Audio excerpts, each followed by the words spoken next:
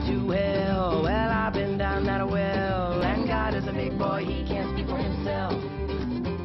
Don't mess with God's design, but where do you draw the line? How about Botox diagnose? Okay, I just filmed the video on my channel, and this is 2 weeks early because it's Sunday, and I've already posted week 1, and I've already edited week 2, so this is week 3.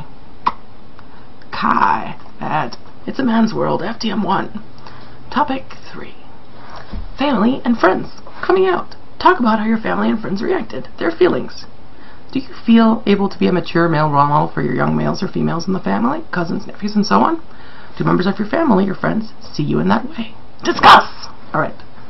Coming out. So, I was talking to a friend of mine that I haven't talked to in like 3 years. And we were talking about my coming out on the internet. And the topic was, the first person I came out to wasn't my boyfriend. It was actually somebody else. It's a long story, but I was talking to this woman who was sort of my teacher for like a hot minute, and she was very nice and very insightful, and she has dissociative identity disorder, DID, originally called multiple identity disorder. And she's got male personalities and female personalities, and so she understands the whole transition thing because on a day-to-day basis she deals with multiple personalities that are multiple genders. So I felt very comfortable, and I'm an open book anyway, I felt very comfortable talking to her about being trans, because for me at the time I had this fear, and this was over the internet of course, I had this fear of being female-bodied biologically and coming out to men who I was interested in about being a man but not being a man. So part of the discussion that we had was how to deal with that. And then she knew the person I shortly thereafter started dating. But so coming out to him and coming out to our group of friends at the time, they looked at me with awe and sort of reverence and pride at my ability to talk about this when it's a topic that's not very easy to talk about, which gave me a lot of hope and confidence in being a male and sort of being comfortable with that. But coming out to my mother was a very strange thing. My mother was the first person I told in my family, and I was just sobbing. And when I told her, Mom, I have to tell you something, and you're not going to like it. You're going to be freaked out. She said, like, what, you're going to tell me you're a man? And I just looked at her with this, yeah, how did you know? I think she was just pulling the most strange thing out of the hat that she could think of. She immediately sort of, well, I'll still love you, don't worry about it, it's going to be just fine. And then a couple days passed and she slept on it, and she decided that she hated the idea, so she became very aggressive and very, very abrasive on the topic and did not support the idea at all. And then a couple days passed and she was all gooey and lovey again, and then she thought about it some more and changed her mind. It was a seesaw of emotional turmoil. It was a roller coaster of suffering, because I would be elated one moment, oh, my family's going to support me, and then not so much. And then I was getting this mixed message. Oh, we'll love you. We trust you. It's your life. You can do what you want. And then at the same time I'd be getting long emails from my brother and his wife.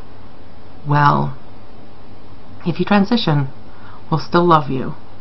We don't think it's the right solution for you. And my brother's wife is a psychologist, so she would say things like, you know, this is caused by something else. This is a symptom, not the root of your suffering.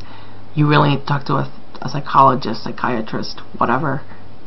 Figure out what the root is and deal with that, and then this will go away.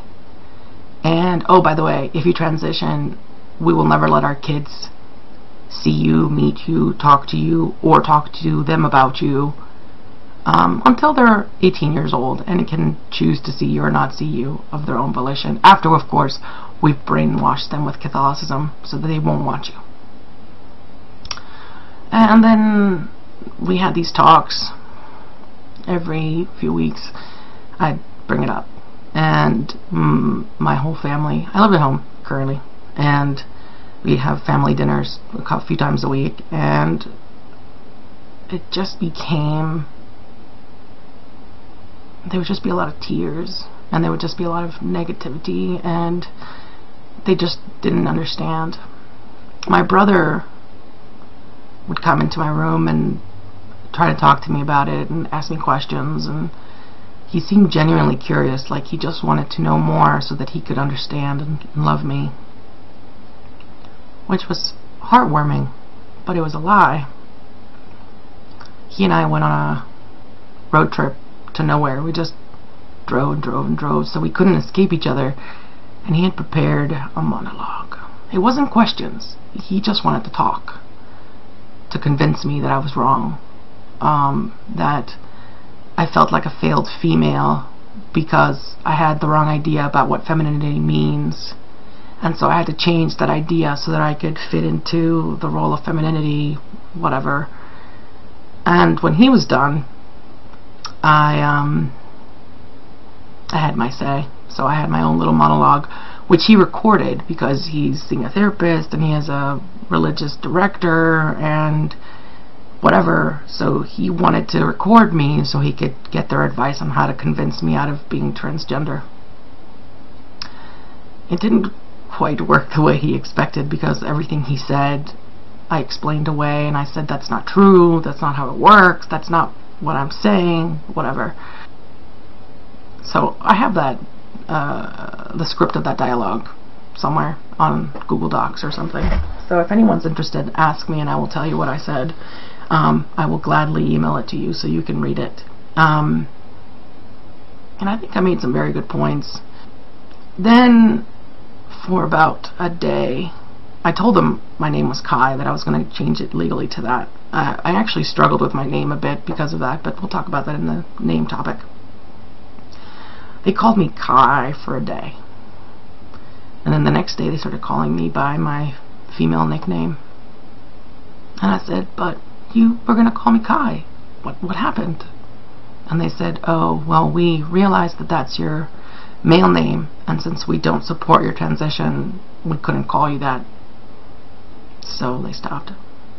They decided to call me KJ once I legally changed my name, because it's gender neutral, so they could cope with that. My father and I have never had a good relationship. He and I always bickered. I think we're too similar, so we just butted heads a lot. When I told him, he was the last of my family members to know in my immediate family who lives here. My sister lives in Africa, so she doesn't know yet. But when I told him, we were out to lunch, and he just looked like he'd given up. Like he'd given up on life. Like he was just sad and worn out. And he told me, doctors who help people who claim to be transgender, transsexuals he called them, are doctors who are taking advantage of vulnerable people in order to make money. That was incredibly painful to hear, because seriously, who tells that to their child? People are taking advantage of you. So my family's full of intellectuals, and they have all sorts of intellectual reasons why I'm wrong and deluding myself. And oh, once transition fails and you're miserable, you'll have no other solution but suicide. Happiness. So I want to apologize for the sudden wardrobe change and the fact that it's now 12 hours later than when I originally filmed this. I forgot to mention, because I was tired and a little bit tipsy, a few things about how it finished with my family. They were pretty much only pretending to support me when they were pretending to support me, as a way for them to buy some time so that they could convince me out of transition. So that they convinced me not to do it, or that it was wrong, or whatever.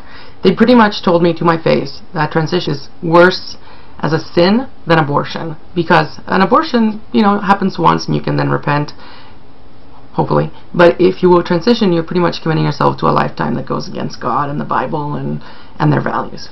So they didn't give me an ultimatum, but they said as long as I don't transition, I can stay. As long as I do transition, I can't do it here.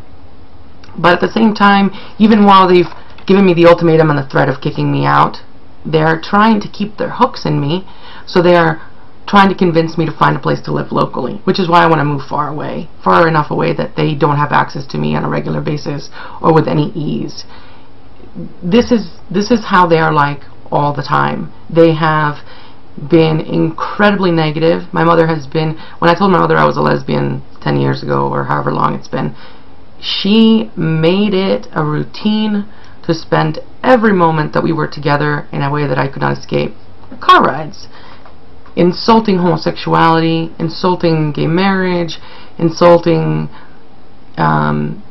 lesbian relationships. I mean, non-stop. It was, she doesn't remember it now. It's very easy to delude herself into thinking that she didn't say those things. But it was a everyday thing, just her insulting all that stuff. She kept telling me, it's just a phase, you're not a lesbian, you'll see. And so when I told her I'm not a lesbian, 7 years later, she said, see, I was right. I was right. You were not a lesbian. Little did she know. But when I told her I was trans, the first thing she said was, go back to being a lesbian, please. Just go back to being a lesbian. Or since you like men, why aren't you just straight? Isn't that going to be easier for you? If you're with gay men, you're not going to find fulfilling relationships because all they want to do is have sex and then leave you by the wayside. So they're all going to take advantage of you. They're going to give you AIDS. My mother is an intellectual, but she is very unaware of how things work. So that's fun. But it was just buying themselves time in order to talk me out of it. And when they figured out they couldn't talk me out of it, I just cannot express myself in any way while I am here, and all of their opinions go against my opinions. So this is why people are always like, why are you not upset that you're getting kicked out? You do not understand the hell in which I live. You do not understand what I have to put up with to live here, how I am devalued as a human being, why I had no self-esteem for 30 years. You know, I'm surprised I've made it this long sometimes. And my family has exorcised me in the past. You know, like an exorcism, that's happened. Not easy being part of this family. So I'm just going to make my own family with people who don't exorcise me and don't kick me out the door. But I just forgot to mention that last night for reasons. So I am pasting it in here. I am sorry that it's just jarring seeing the different daytimes and stuff. Hello, editing! I love you! Back to the show.